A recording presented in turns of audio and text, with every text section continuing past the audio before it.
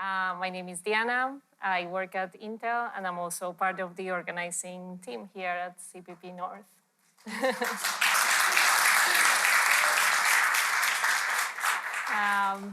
All right, I didn't want to make this the title of the talk because I didn't want to scare you all. But yes, I inherited an 800-line function. And why is it 800 lines? Well, it contains more than 10 years of deep domain knowledge. And it has worked for all that long, but was never optimized for change.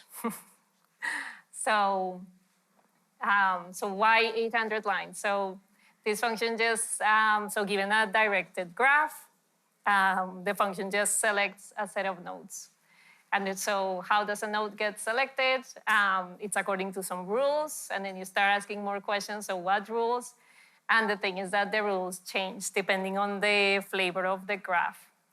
So we have so far 3 flavors of graphs, but we'll have 3 more flavors coming on shortly, and I'll be the one adding the support for those 3.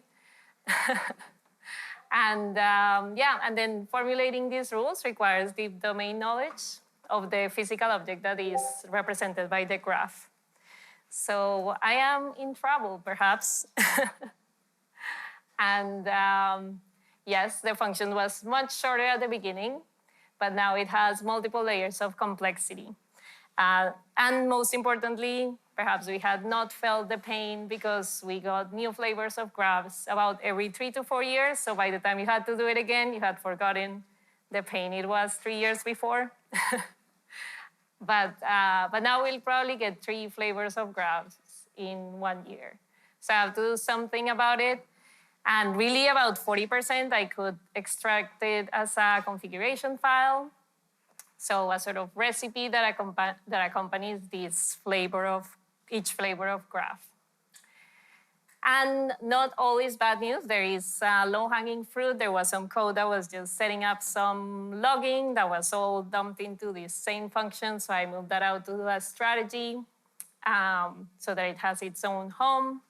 I refactored some of the rules to functions with descriptive names, and that already reduced it to 600 lines. So I'm making some progress.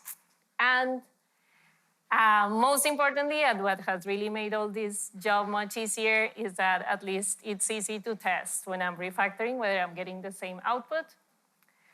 And perhaps more controversially, there are comments.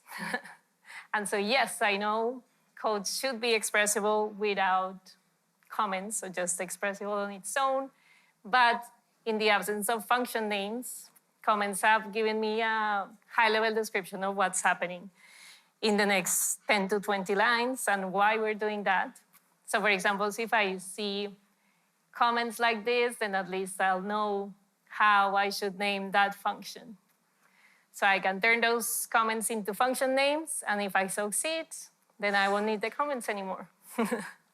And this is work in progress. I will report back.